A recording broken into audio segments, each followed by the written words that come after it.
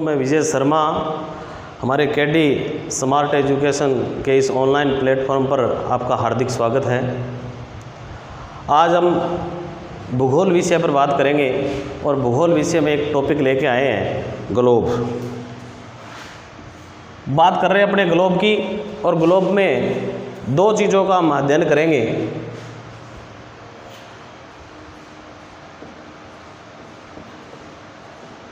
अक्षांश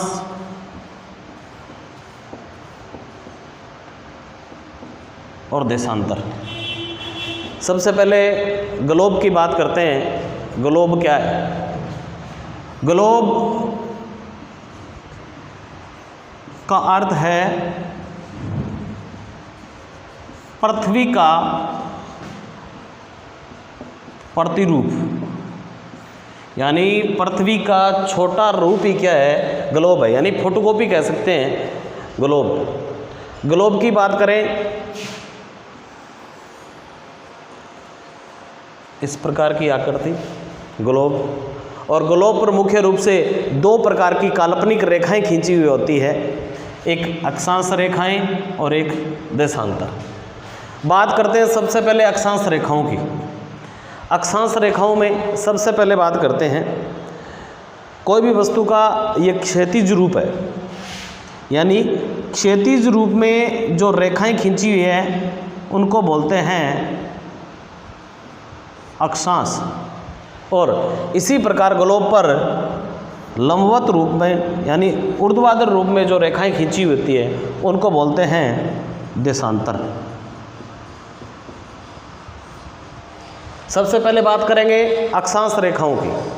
अक्षांश रेखाओं में ग्लोब पर क्षैतिज रूप में जो खींची हुई रेखाएं हैं वो अक्षांश रेखाएं कहलाती हैं।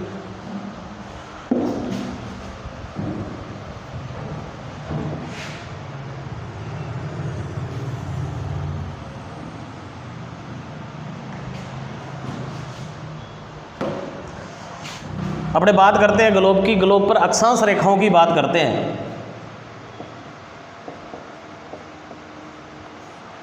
क्षैतिज रूप से जो रेखाएं खींची होती हैं उनको अक्षांश रेखाएं बोलते हैं। अक्षांश रेखाओं में सबसे बीचों बीच जो रेखा है, यानी ग्लोब को दो भागों में विभाजित करने वाली जो रेखा है उसको बोलते हैं भूमध्य रेखा,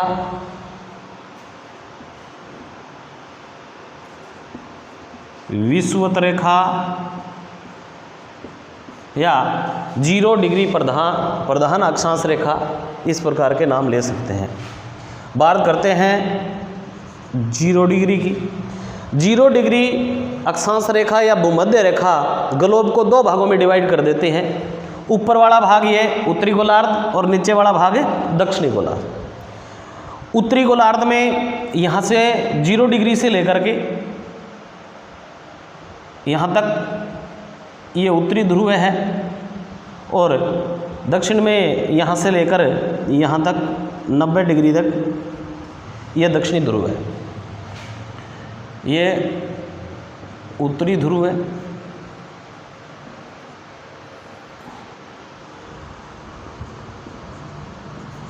ये दक्षिण ध्रुव है। बात करते हैं सबसे पहले भूमध्य रेखा से। जैसे ही उत्तरी गोलार्ध में यहाँ से शुरू होते हैं 1 2 3 4 यहाँ तक 90 अक्षांश है। कुल कितने अक्षांश है? यहाँ तक 90 अक्षांश है। और दक्षिणी गोलार्ध में भी यहाँ से लेकर के यहाँ तक कितने अक्षांश है? 90 अक्षांश है। यानी अक्षांशों की बात करें तो कुल अक्षांश जो है 90 प्लस 90, यानी 90 उत्तरी गोलार्ध वाले और 90 दक्षिणी गोलार्ध वाले, और एक 0 डिग्री यानी भूमध्य रेखा। अगर पूछे कुल अक्षांशों की संख्या कितनी है तो कितनी हो जाएगी? 181, 181 अक्षांश। दो प्रकार के क्वेश्चन बनते हैं। वैसे ये अक्षांश होते हैं, कई अक्षांश वर्त है।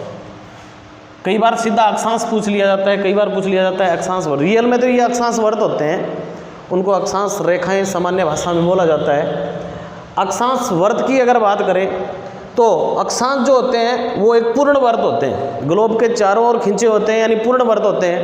तो हम कह सकते हैं कि इस ग्लोब पर ये दो यानी उत्तरी ध्रुव है और दक्षिणी ध्रुव है, ये सिर्फ पॉइंट है यानी बिंदु मात्र है, इनको वर्त नहीं माना गया है।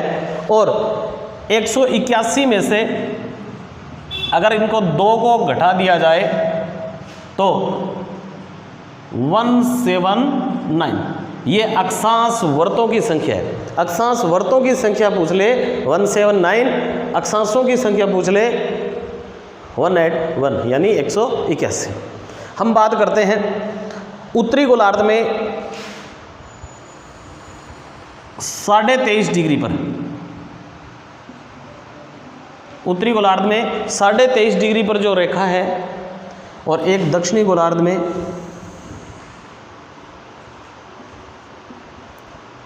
23.5 डिग्री पर रेखा है। यानी उत्तरी गोलार्ध में 23.5 डिग्री पर जो रेखा है उसको बोलते हैं कर्क वर्त या कर्क रेखा, और दक्षिणी गोलार्ध में 23.5 डिग्री पर जो रेखा है उसको बोलते हैं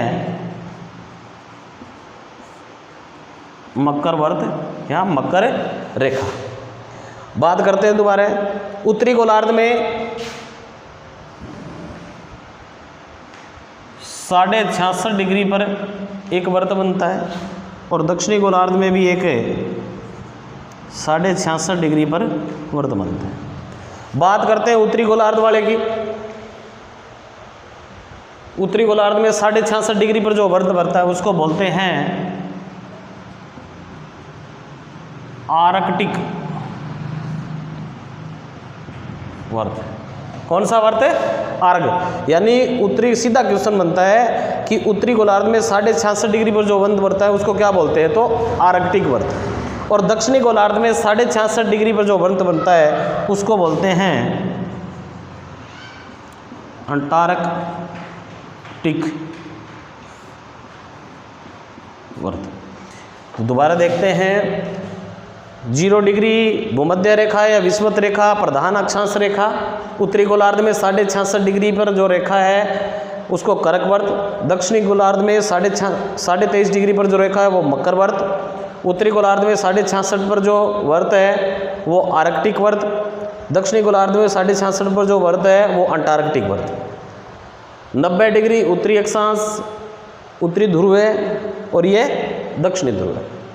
बात करते हैं अक्षांशों की विशेषताओं की। अक्षांशों की विशेषताओं की बात करते हैं।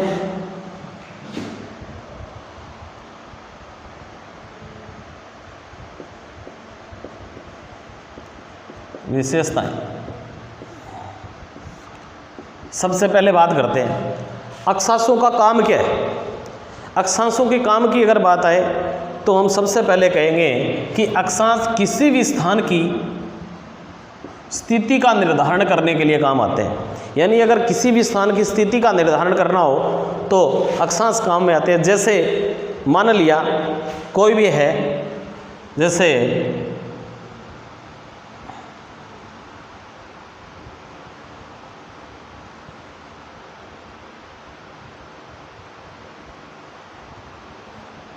ये भारत है, ठीक है।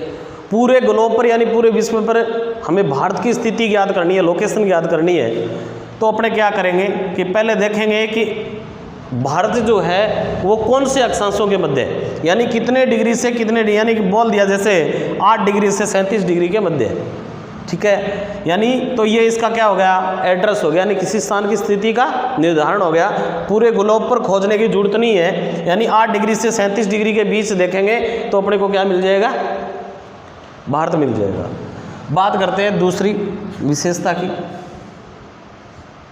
दूसरी विशेषता की बात करें तो अक्षांश जो होते हैं उनके बीच की दूरी लगभग समान होती है। दो अक्षांशों के बीच की दूरी की बात करें तो लगभग क्या होती है, समान होती है। और वो कितनी होती है, दूरी समान होती है और वो होती है लगभग 111 किलोमीटर। यानी बात करते हैं दो अक्षांशों की, यानी 1 डिग्री से 2 डिग्री के बीच को 2 से 3 डिग्री है, यानी दो अक्षांशों के बीच की दूरी है वो लगभग समान होती है और वो 111 किलोमीटर होती है। कुछ मात्रा में बात करें तो भूमध्य रेखा से जैसे ही ध्रुवों की ओर जाते हैं तो इनके बीच की दूरी कम भी होती है, यानी लेकिन थोड़ा सा जो फर्क पड़ता है, कह सकते हैं 111 किलोमीटर लगभग इनके बीच की दूरी है। दूसरी विशेषता, 3 नंबर विशेषता की बात करते हैं कि अक्षांश जो होते हैं वो पूर्णवर्त होते हैं। अक्षांश कैसे होते हैं? पूर्णवर्त होते हैं।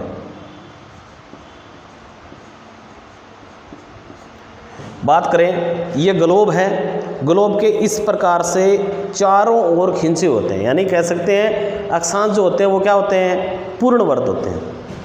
अगली विशेषता की बात करते हैं,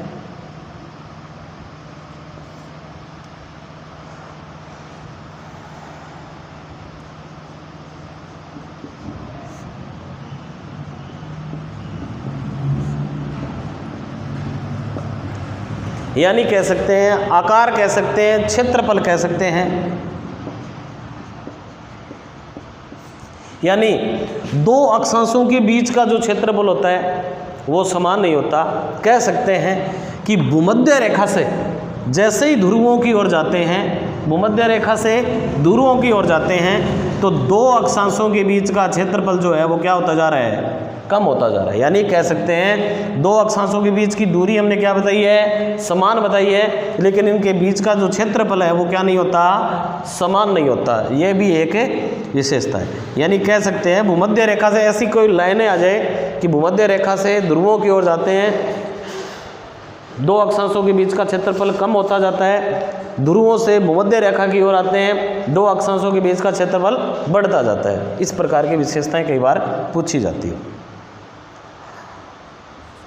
ये मुख्य विशेषताएं अक्षांशों की।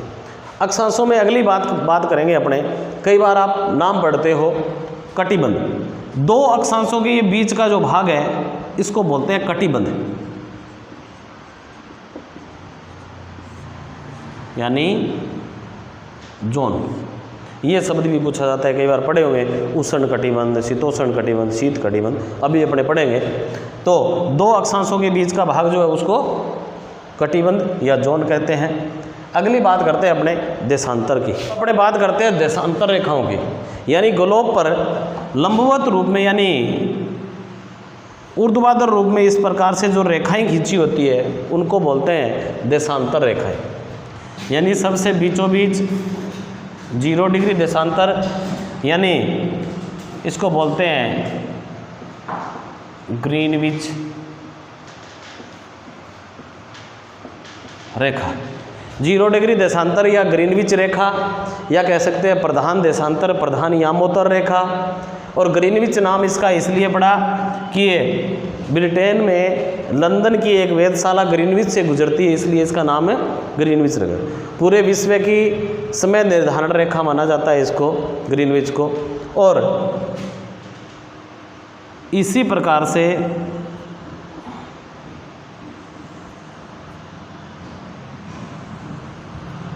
ये देशांतर रेखाएं हैं। सबसे बीचों बीच की देशांतर रेखा ग्रीनविच रेखा, इससे पूर्व साइड का हिस्सा पूर्व गोलार्ध, पश्चिम साइड का हिस्सा पश्चिमी गोलार्ध। सबसे पहले बात करते हैं ग्रीनविच रेखा की। ग्रीनविच रेखा के ठीक पूर्व दिशा का जो ये भाग है,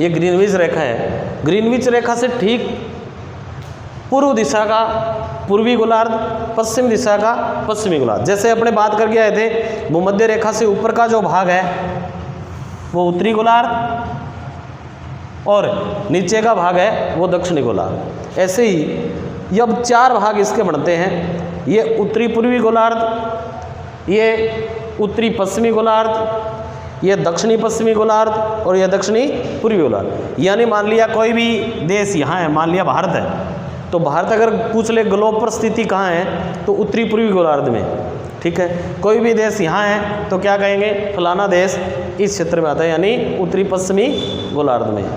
बात करते हैं ग्रीनविच रेखाओं की।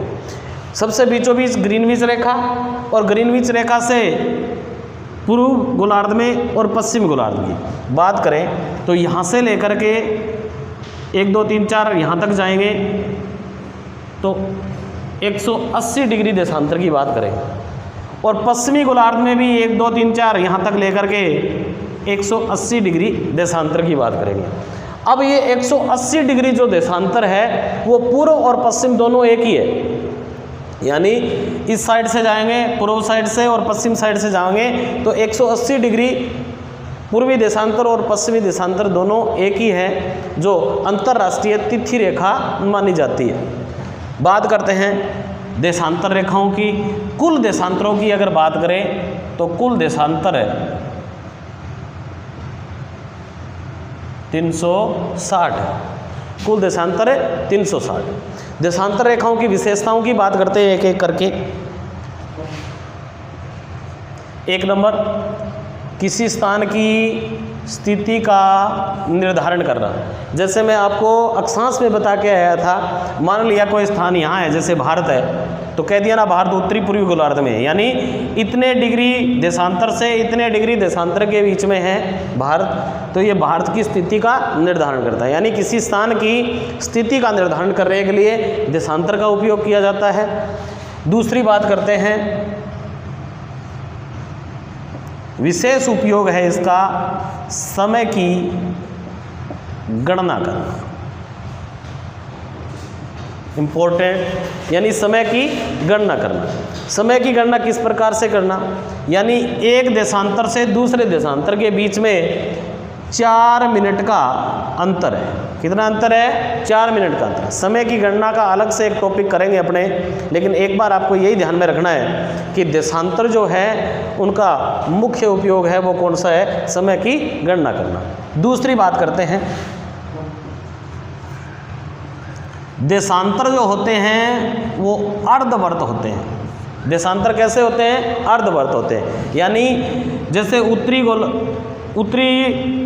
ध्रुव से लेकर के दक्षिणी ध्रुव पर आकर के ये समाप्त हो जाते हैं। 1 डिग्री है, आगे 2 डिग्री है, 3 डिग्री है, यानी कह सकते हैं ये क्या होते हैं? अर्धवर्त है, यानी यहाँ से लेकर के यहाँ तक ही है ग्लोब पर, तो अर्धवर्त होते हैं। दूसरी बात,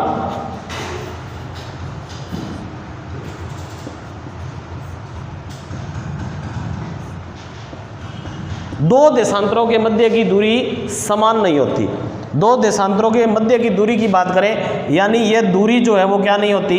2 देशांतरों के बीच की समान नहीं होती, केवल एक स्थान पर समान होती है और वो होती है भूमध्य रेखा पर। यानी 2 देशांतरों के मध्य की दूरी समान नहीं होती, केवल भूमध्य रेखा पर समान होती है, और भूमध्य रेखा पर जो दूरी है वो इनके बीच की दूरी होती है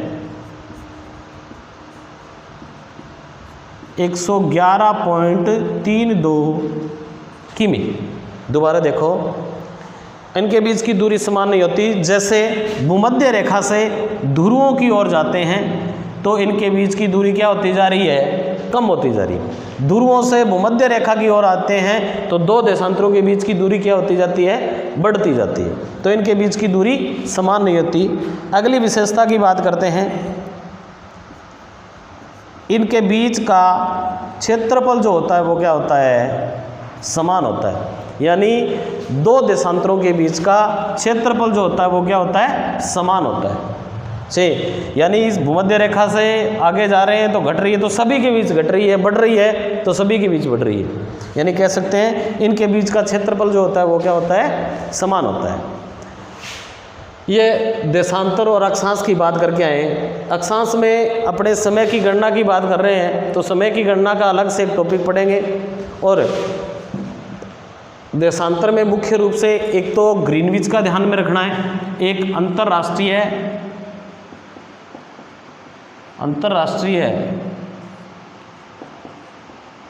तिथि रेखा को ध्यान में रखना है।